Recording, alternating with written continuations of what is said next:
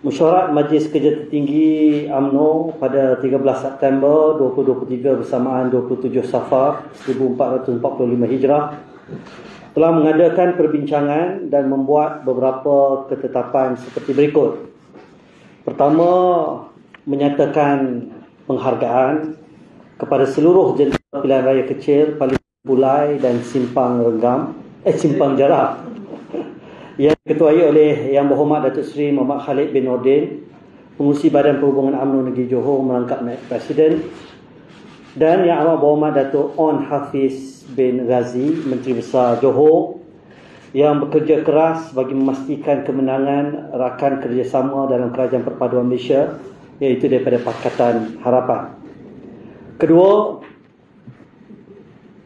Majlis Kerja Tertinggi juga memutuskan untuk mengambil langkah-langkah penambahbaikan dan pemerkasaan parti berpandukan dapatan bedah siasat atau postmortem keputusan 6 pilihan raya negeri-negeri yang telah pun diperincikan dan diperolehi daripada bahagian-bahagian UMNO seluruh Malaysia, termasuk sayap-sayap parti, wanita, pergerakan pemuda dan pergerakan puteri UMNO.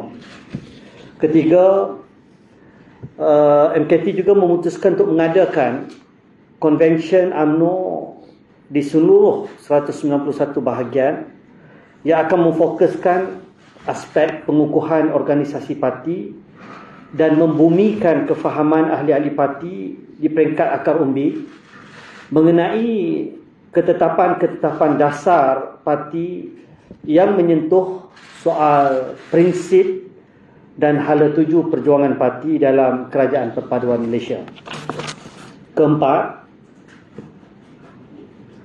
MKT juga memutuskan untuk memperkukuhkan dan memperkasakan lagi hubungan kerjasama UMNO dengan rakan-rakan parti komponen dalam Pakatan Harapan di semua peringkat, termasuk negeri-negeri dan bahagian-bahagian seluruh Malaysia, bagi memastikan kestabilan politik negara dan kemakmuran rakyat melalui Kerajaan Perpaduan Malaysia sebagaimana ketetapan Majlis Kerja Tertinggi pada 23 November 2022 dan diabsahkan di Perhimpunan Agung UMNO 2023 pada 10 Jun 2023 yang lalu.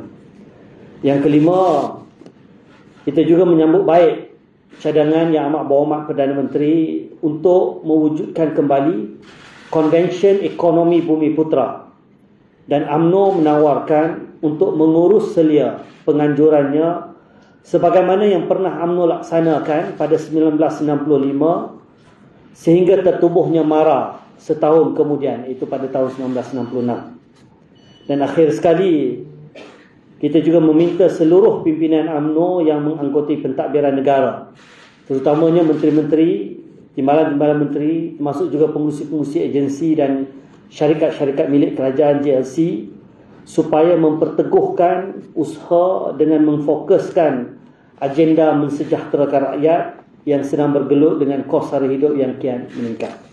Sekian. Ada soalan? Datuk ada bincang tentang pemecatan mana ahli Datuk sebab Datuk dikatakan dalam media hari ini. Tak ada apa-apa. Ini yang setakat kenyataan media inilah. Datuk, isu yang dibangkitkan Datuk Hisham ada bincang tadi. Isu apa yang dibangkit ya? Supaya apa? Dia pun tak datang. Dia pun tak bangkitkan apa-apa lah. Maknanya isu supaya UMNO apa? Bergerak solo itu tak ada dibangkitkan. Tak timbul kerana keputusan dengan Kerajaan Perpaduan sudah pun dibuat pada 23 November. Jadi itu keputusan parti tu. Keputusan parti dibuat oleh Majlis Kerja Tertinggi. Sebab tu saya sebutkan dalam kenyataan tadi, dan diabsahkan dalam Perhimpunan Agung UMNO berkenaan dengan keberadaan kita dalam Kerajaan Perpaduan Malaysia pada peringkat awalnya atas titah Yang Bertuan Agong. Kalau ingat lagi pada malam tersebut kita mesyuarat hampir 4 jam lebih. Habis pukul 1.38 pagi yang kita isukan kenyataan.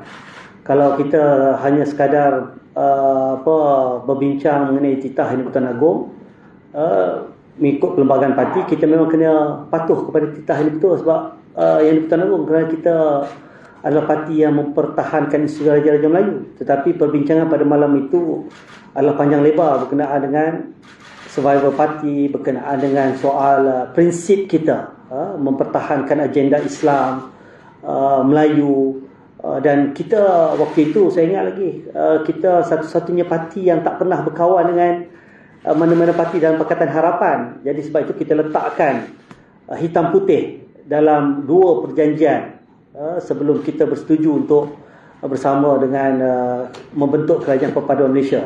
Dan dalam perjanjian tersebut kita letakkan dengan jelas syarat-syarat.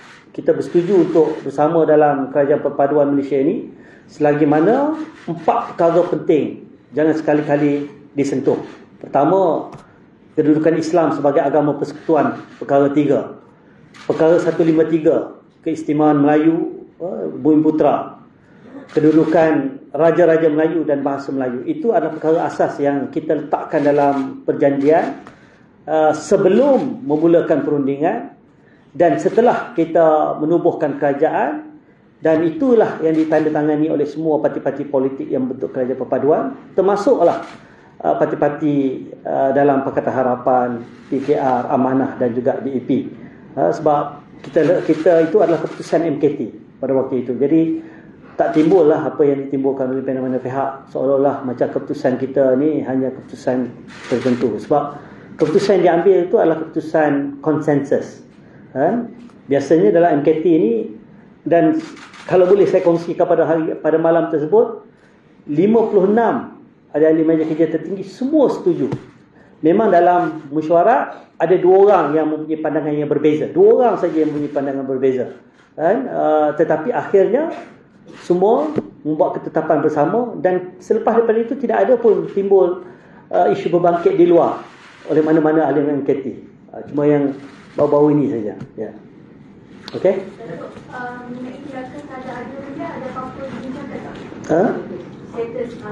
Itu kita serah pada lembaga disiplin. Ya. Okey? Terima kasih banyak.